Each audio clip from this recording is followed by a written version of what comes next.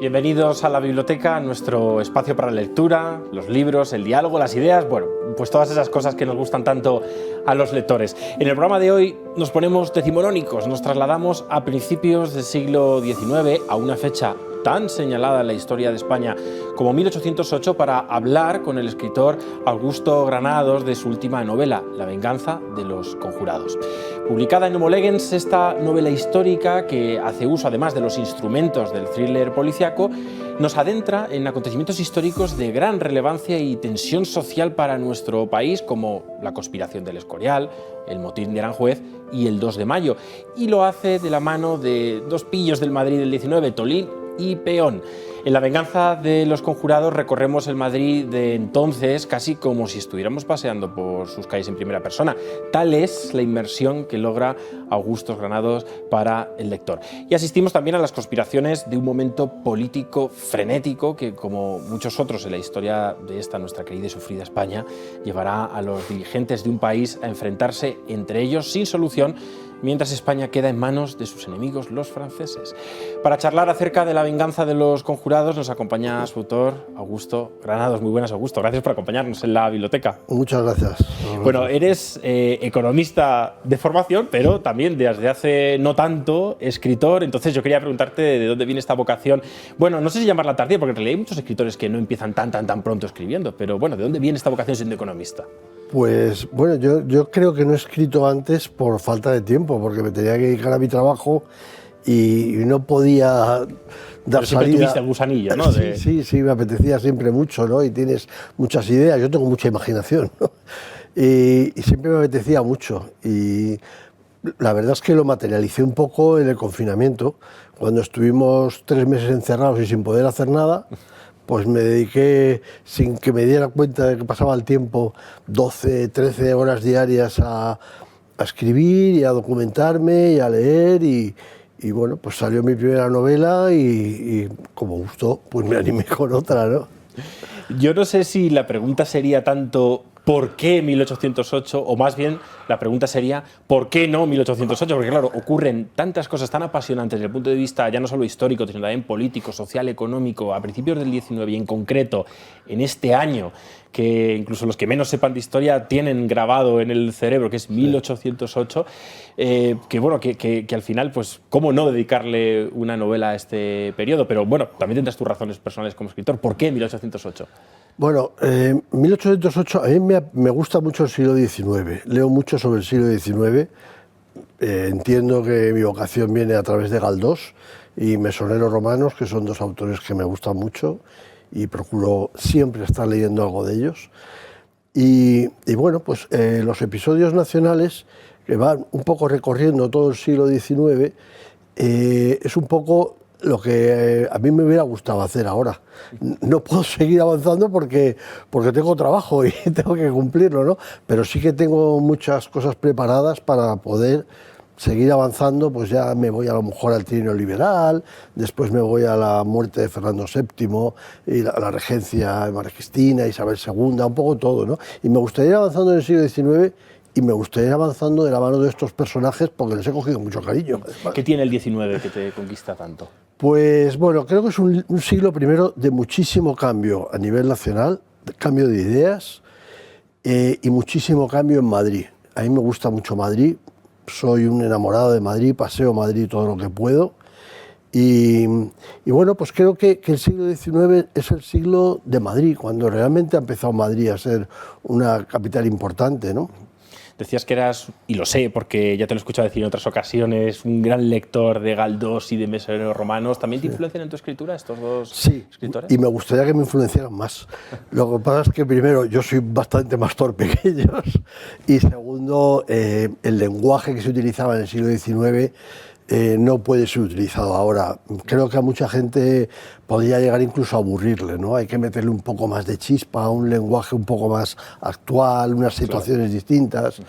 pero yo creo que leer a Galdós, sobre todo a Galdós, Mesonero Romanos también, si a uno le gusta mucho su ciudad, ¿no? Madrid en este caso, pero creo que es fundamental para abrir la cabeza a lecturas, ¿no? Claro, oye, esto que decías del lenguaje, es cierto que la novela, luego lo vamos a comentar, pues tiene esa chispa y ese empuje, ¿no? Y ese impulso distinto al quizás el lenguaje del siglo XIX, o la manera en que utiliza el español, pues Galdós o Mesoneros Romanos, pero bueno, algunos dejes y algunos giros sí tiene de la época, ¿no? Sí, procuro por lo menos, ¿no?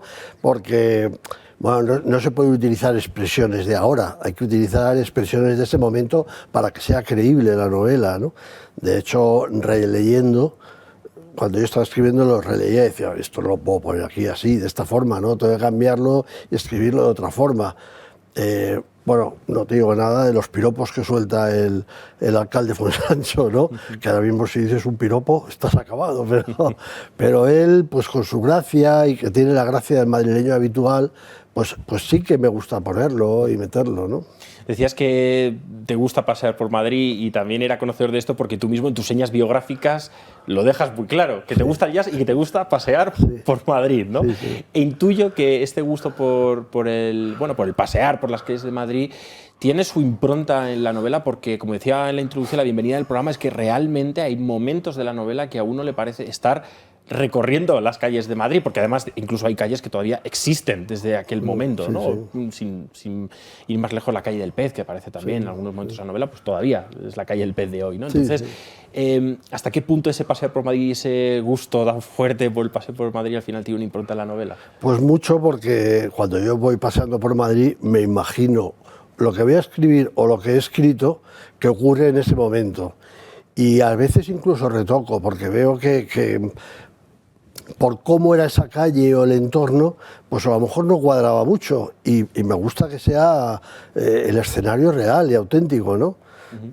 Quizás a lo mejor no haría falta porque la mayoría de la gente no lo conoce como era, ¿no? Pero bueno, pues sí que procuro hacerlo así. Es un poco un ejercicio de esfuerzo para que la novela me salga mejor, ¿no? A ver, esta es una novela histórica, pero también podríamos encuadrarla al mismo tiempo en el género de lo policíaco, del thriller policíaco, porque además son dos géneros que combinas durante la trama de la novela y les das dando pasos o vas dándole prioridad a uno o a otro según el momento de la trama y los hechos que van ocurriendo. Son dos géneros que se acompañan bien, ¿no? Sí, yo creo que sí, y además amenizan mucho la historia, ¿no? O sea, yo creo que contar una historia, la historia en modo ensayo, pues no es para el gran público, es para gente erudita que conoce un poco más de lo que está hablando y que le gusta. Yo lo que procuro es contar la historia para los que no la conocen, pero que sea muy entretenido, que sea muy ameno, que les enganche de alguna forma. Yo tengo un amigo que una vez me dijo, lo que más me gusta de tus libros es lo que aprendo de historia. Y dije, qué bueno, qué maravilla, que un economista pueda enseñar historia. No, pero coincidiría con ese comentario. Luego vamos a entrar en esto. Pero por hacer un momento una puntualización al tema del thriller policial, el propio comienzo de la novela tiene que ver con la exposición de ese caso. No sé si podrías presentarnos los hechos iniciales desde los cuales al final se suceden todos los acontecimientos posteriores, sin desvelar nada, simplemente el principio de la novela. ¿Qué ocurre? Sí, bueno, en el principio de la novela, primero lo que pretendo es un poco enganchar y presentar a los actores principales, ¿no? Los personajes más importantes de la novela. Entonces, bueno, pues es en el río Manzanares, en el año 1808, aparece un cadáver. Entonces llega un teniente, que es un personaje encantador para mí, ¿no? Y se presenta ahí y aparecen ya los dos primeros chavalillos, que son huérfanos del río Manzanares y que andan por ahí ganándose la vida como buenamente pueden. Y bueno, pues han sido testigos de algo que al teniente le va a venir muy bien. Entonces el teniente lo que quiere es saber la verdad, qué es lo que ha pasado. No le importa tanto quién ha sido, sino por qué y quién lo ha hecho, ¿no? Y a raíz de esto y con la mano de ellos, pues me voy adentrando en todos estos hechos que ocurrieron en 1808, que son hechos muy relevantes y muy importantes, ¿no? Tanto lo que tú comentabas al principio, la conjura del Escorial, el motín de Aranjuez y el 2 de mayo, son hechos que después han tenido muchísima repercusión en nuestra historia, ¿no? Se estudian como algo que ocurrió y ya está, pero tiene una importancia tremenda, ¿no? Y bueno, pues lo que quiero luego es que sean los chavales los que han descubierto ese cadáver con los protagonistas, los que nos vayan contando cómo era Madrid y cómo fueron los hechos. Hay tres temas que hemos introducido hasta el momento en los que quiero abundar. Uno es Madrid, otro el Manzanares y otro la policía. Primero, sobre Madrid. Ya sé que hay similitudes entre el Madrid del 19 y el Madrid en el que vivimos ahora, en pleno siglo XXI, pero no sé si nos podrías dar alguna nota característica de cómo era el Madrid de entonces, el Madrid de la novela. Bueno, el Madrid de principios del 19, que no tiene nada que ver con el Madrid de finales del 19, era un villorrio, o sea, una ciudad fea, sucia, muy poquita cosa. Creo recordar que alguna vez he leído que tenía 170.000 habitantes y terminó con 600.000 casi el siglo, ¿no? Y bueno, pues tenía corralas, que eran unas casas bastante malas. Había todavía casas peores en barrios cerca del río como Las Injurias, bueno, que eran chabolas mucho peores de lo que en el siglo XX entendemos por chabolas, o sea, sin ninguna uralita ni nada, ¿no? Claro. Luego, sin embargo, bueno, pues según se iba subiendo a la ciudad, iban apareciendo casas de distintos oficios, que todavía eran por gremios, hasta llegar a la zona alrededor del palacio, donde vivían ya los palacios de los cortesanos y de la aristocracia. Madrid empezaba a tener algo de comercio, sobre todo comercio ambulante y por la calle, en las gradas de San Felipe, y puestos ambulantes por la Puerta del Sol, por la calle Mayor, donde la gente vendía sus hortalizas, sus frutas o su carne, ¿no? Independientemente de las condiciones sanitarias, higiénico-sanitarias, claro. Y lo que iba llegando era cada vez más gente del campo, muy atraídos por las buenas huertas que había en Madrid, en Recoletos, en toda esta zona era una zona muy, muy buena de huerta, porque tenía muchos arroyos, y no siempre encontraban el trabajo que ellos buscaban huyendo del campo. Y entonces pues empezó a ser una ciudad con muchos pillos, muchos ladronzuelos, muchísima picaresca, muchísima, que siempre ha habido en Madrid picaresca, bueno, en Madrid en todas partes, ¿no? Pero ahora era muy abundante la picaresca. O sea, claro, y decías, hay suciedad, hay chabolas, por otra parte también empleos paupérrimos, y tú dedicas atención en la novela precisamente a las lavanderas del Manzanares. Sí. Bueno, las lavanderas a mí me han llamado mucho la atención. Es que eran unas mujeres que eran tan tristes su existencia y su vida, todo el día pegadas ahí al río, lavando ropa, que con la cantidad de enfermedades que había entonces y de infecciones, a ellas les llegaba las sábanas, los vestidos, todo sin ningún tipo de control sanitario. Y es que morían muchísimas, pero es que como eran tantas las que llegaban, he visto que muchas llegaban viudas de marineros, asturianos y gallegos. Y bueno, pues sin poder hacer nada, ellas en Galicia o en Asturias, pues sus maridos se los había llevado al mar, pues iban a Madrid buscando algo para sus hijos, ¿no? Claro. Y otro tema curiosísimo que no quería dejar de tocar es el de la policía, porque claro, este es un thriller policial, la policía tiene su protagonismo dentro de la trama, y yo al principio de la novela me despista un poco, luego enseguida uno se centra, ¿no? Pero me despista un poco el hecho de encontrar la palabra alcalde y de que hay muchos alcaldes, y claro, uno desde la perspectiva del siglo XXI puede decir, hombre, alcalde hay uno por ciudad, pero de pronto en la novela empiezan a aparecer muchos alcaldes.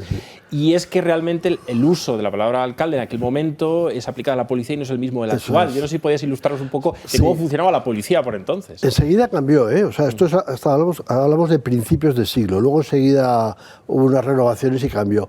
Pero al principio había como dos policías. Una superintendencia de policía, que era la policía política, la que avisaba al rey y al gobierno de si algo rarito se estaba urdiendo por ahí, y luego la policía civil, lo que hoy llamaríamos la Guardia Civil y la Policía Nacional, ¿no? Que eran los encargados de los delitos. Ahí estaban los alcaldes de casa y corte, a los cuales ayudaban tenientes, como en esta novela Teniente Yáñez, y a esos estaban ayudados por alcaldes de corte, que eran como un nivel inferior al de teniente. Y luego estaban los alguaciles. Los alguaciles son los que siempre han tenido la mala fama de dar porrazos a los detenidos y arrastrarles por la calle y cosas de estas, ¿eh? Pero luego ya enseguida, a partir del siglo 1820 o por allí, cambió un poco la estructura de la policía. Decías que había una policía política que es la que daba cuenta de las intrigas que pudiera haber, los tejemanejes que se estaban moviendo y daban aviso de ello. Y vaya si tejemanejes en esta trama, porque bueno, ya hemos hecho alusión a diferentes acontecimientos fuertes históricos de aquel momento. Pero bueno, digamos que hay, no sé si podríamos reducirlo a dos grandes bandos, ¿no? Los partidarios de Carlos IV y los partidarios de Fernando VII, ¿no? ¿Qué descripción harías de estos bandos? Pues sí, vamos, los partidarios de Fernando VII, que son los que al final ganaron, eran el partido fernandino, era la camarilla, que llamaban a sí mismos, y eran una gran mayoría. Eran una gran mayoría porque en el bando de Carlos IV estaba Godoy, y Godoy tenía una mala fama que se encargaron de darle con pasquines, con dichos, con chistes muy zafios y lamentables. Y bueno, pues evidentemente al final, bueno, la pelea entre los dos el que ganó fue Napoleón, pero como Napoleón perdió la guerra, pues el que se quedó fue Fernando VII, ¿no? Pero también eran muchos más, los partidarios de Fernando VII, hasta que Fernando VII se vio cómo era en realidad y la gente empezó a darle un poco de lado y solo se arrimaban a él los que sabían que no valían para otra cosa y oye, o nos pegamos al poder o no hay nada que hacer, claro, ¿no? Claro. Bueno, pues enseguida vamos a seguir hablando de estas intrigas y también de las intrigas en conexión con la trama. Nos vamos, eso sí, un minuto con Blanca para que nos cuente acerca del Club del Libro. Si le gusta la buena lectura, está de suerte. Biblioteca Homo Legens le invita a conocer el Club del Libro. Un espacio único, donde cada mes podrá escoger 2 títulos de nuestro amplio catálogo. Le esperan más de 110 títulos de autores de primera línea como Juan Manuel de Prada, Gabriel Calvo Zarraute o Fabrice Hadjad, entre otros. Además, podrá realizar el pago cómodamente mes a mes o realizar un único pago anual. Descubra todas las ventajas de ser miembro del Club del Libro de Biblioteca Homo Legens en nuestra página web homolegens.com o llámenos al 91 005 9942. Le esperamos. Muchas gracias, Blanca, por esa información acerca del Club del Libro. Volvemos al siglo XIX, volvemos a 1808, España, Madrid, para seguir hablando de esta novela, La venganza de los conjurados, con su autor, Augusto Granados.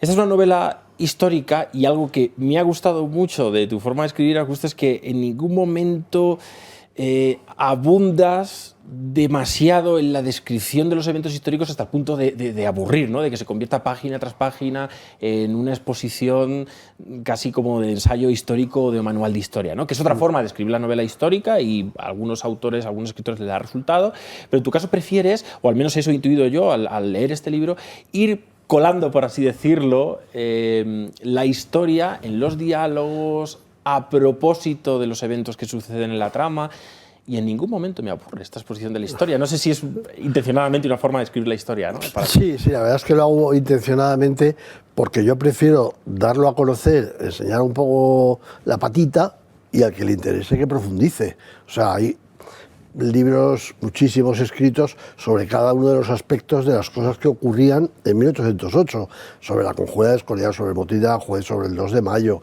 sobre la huida hacia Bayona, no sé, sobre todo sobre las guerrillas.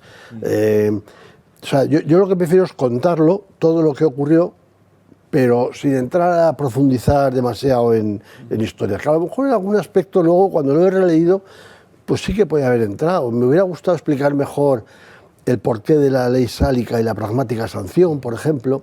Me hubiera gustado explicarlo un poco más, pero tampoco sé si a la mayoría de la gente le interesa. Bueno, ahora que lo decías, la ley sálica me divirtió mucho que alguno de los personajes, no de los principales, pero secundarios de la novela, no sabe muy bien qué es eso de la ley sálica, incluso lo mal pronuncian o lo confunden con otras cosas, ¿no? Bueno, pero aún así, aunque no se profundice en la historia, bien es cierto que aprende uno historia, ¿no? Yo, por ejemplo, esto que comentábamos antes de la policía, yo no lo conocía y gracias a la novela pues me he enterado, ¿no? De cómo funcionaba el sistema policial. Por entonces se aprende historia, pero al mismo tiempo, o quizás no al mismo tiempo, sino como virtud, uno aprende historia mientras se entretiene, porque es una novela que engancha, ¿no? Yo ya sé que no nos vas a contar aquí tu secreto de cómo logras enganchar o cuáles son los ingredientes para conseguir enganchar, pero bueno, no sé si en parte nos puedes dar algún avance o algún punto, algún detalle de cómo logras. Pues si te digo la clave, no es mérito propio, ¿eh? O sea, hay grandes maestros en literatura histórica o historia ficción que lo hacen muy bien. O sea, pues José Luis Corral, Sánchez Adalid, no sé, Pérez Reverte con La Triste, bueno, Esparza, por supuesto, que es de esta casa y tiene libros históricos buenísimos. Ahora mismo hay dos autoras que a mí me están gustando mucho, que son María José Rubio y Paula Cifuentes, me parece que es apellida. Y entonces, leyendo mucho a esta gente, uno se da cuenta qué es lo que le gusta a uno. Entonces yo intento imitarles. Es decir, es que ellos te explican la historia de una forma que no es aburrida, porque no es un tratado, no es una tesis doctoral, sino que se te lo van contando y tú les vas siguiendo encantado de la vida. O sea, vas de la mano con ellos viéndolo todo, ¿no? Y es un poco lo que yo pretendo hacer también, ¿no? De hecho, si Dios quiere y escribo una próxima novela, va a ir en la misma línea, ¿no? Va un poco a ir en la misma línea y con los mismos protagonistas. O sea, claro, oye, pues ahora escuchándote me reforzaba la idea de que para escribir primero hay que leer mucho. Sí, ¿no? sí. Que uno al final también se inspira en sus Sí, a mí me gusta mucho leer y siempre procuro leer como 3 libros a la vez, ¿no? Uno del siglo XIX, de autor del siglo XIX, algo de novela histórica y de novela policíaca. La novela policíaca me gusta mucho. Claro, bueno, tiene una presencia innegable en la propia novela. Bueno, conectando de nuevo con la novela histórica, esta es una pregunta obligada para cualquier escritor del género y es el equilibrio que hay en tus novelas, o en concreto en La venganza de los conjurados, entre verdad y veracidad. Vamos a ver, casi todos los personajes secundarios que aparecen en la novela son reales, son ciertos. Incluso uno que le llaman el Palancas, que era un cerrajero de la Casa Real, ¿no? Ese es un personaje real. Y bueno, los que no son de verdad son los principales. Esos me los invento yo, pero estoy convencido por lo que he leído que es que el pueblo de Madrid era así, era como eran ellos. O sea, procuro no engañarme a mí mismo diciendo me hubiera gustado que fuera así. No, seguro que eran así, seguro, ¿no? Tolín, Peón, Dandy, Remme, el alcalde de Aranda, el alcalde Fuensancho, el teniente y Marusa, la lavandera. Pues yo estoy convencido que todos estos personajes eran así, son personajes nobles y tampoco yo quiero meter personajes desagradables o antipáticos, con que hay un asesino es más que de sobra ya, ¿no? Claro. Bueno, ahora que introducir los personajes, esto me da pie a preguntarte por algunos de ellos. Te pregunto ahora por Luis de Yáñez y Richmond, que es el teniente del corregidor, que no es, digamos, el protagonista de la historia. Ahora hablaremos de los dos jóvenes protagonistas, pero sí es un personaje destacado. ¿Quién es este del corregidor? Yo pretendo que sea un policía muy noble, muy agradable y que quiere la verdad, independientemente de que el culpable sea uno de la camarilla de Fernando VII o no. Eso no le importa. Lo que a él le importa es descubrir la verdad y quién es el que realmente a la orden o hasta detrás de los asesinatos que aparecen en el libro, ¿no? Pretendo que sea una persona muy noble, muy educada, muy correcta y, no sé, dando un poco de limpieza a la policía, ¿no? Sí, quizás por eso es un personaje también entrañable dentro de la novela en comparación con otros. Antes decíamos, hay dos bandos, el de Carlos IV, Fernando VII, pero también entre medias hay pues un grupo de personajes que intentan mantener las cosas en un estado de cordura o en cierto estado de justicia y paz para el reino, ¿no? También. Y luego, aparte de este teniente del corregidor, que no es el protagonista o el único protagonista, por encima de él están sin duda los dos grandes de esta novela, que son Tolín y Peón, estos dos pilluelos o pillos del Madrid del 19. Yo a lo mejor aquí me estoy tirando un triple, ¿no? Como se dice ahora, pero no sé si estos dos jóvenes de Tolí, Peón, podrían tener algo que ver o tienen reminiscencias de un Rinconete y Cortadillo, aunque desde luego Rinconete y Cortadillo no hacen lo mismo que estos dos pillos, ¿no? Pero no sé si puede tener alguna reminiscencia con ellos o con, aunque antes ya los he mencionado, con la picaresca, no lo sé. Ojalá, ojalá. O sea, que me digas esto ya es un piropazo para mí, ¿no? No, pero yo me daba recuerdos, ¿no? Porque al fin y al cabo son dos jóvenes que quizás no a partir del inicio de la trama, pero que antes sí se deja entrever que fueron ladrones, que se dedicaban al pillaje, que podían servir a algún... Se deja entrever, ¿eh? No tiene por qué ser así, pero sí se sospecha que podían haber servido en algún momento a algún jefezuelo que les hubiera mandado alguna misión de robo y tal. Y de cierta manera pues me recordaba la situación de Rinconete y Cortadillo con Monipodio, ¿no? Por eso te decía.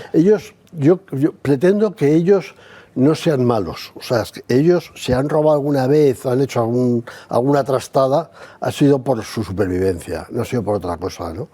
Y eso es un poco lo que ve el teniente Yáñez bueno en ellos, que son chavales con un buen fondo y que si los abandona y los deja ahí, pues van a ser dos ladronzuelos como tantos, ¿no? Sin embargo, si él les da su apoyo y formación y tal, pues puede sacar algo de ellos importante, ¿no? Pues personajes inolvidables, memorables, sin duda. Muchas gracias, Augusto, por acompañarnos en la biblioteca. Muchas gracias a ti, encantado de haber venido. La venganza de los conjurados es una de esas novelas que logran pegar al lector a sus páginas. La manera en que se introduce la historia al hilo de la trama y el impulso y la intriga de la investigación policial de esta ficción enganchan de principio a fin. Pero es que además de disfrutar con la lectura, la novela de Augusto Granados nos permite repasar acontecimientos históricos de suma importancia para España y además en un año crucial de nuestra historia como 1808. Aprendemos historia, redescubrimos nuestro pasado disfrutando de una buena ficción y además conectamos ese pasado con el presente. Tanto nos puede enseñar la historia para comprendernos hoy. La venganza de los conjurados de Augusto Granados, publicada en Homo Legens, novela histórica y thriller policial. Si se hacen con ella, antes del próximo programa la habrán devorado, prometido. Ya lo verán. Gracias una vez más por acompañarnos en la biblioteca. Felices lecturas.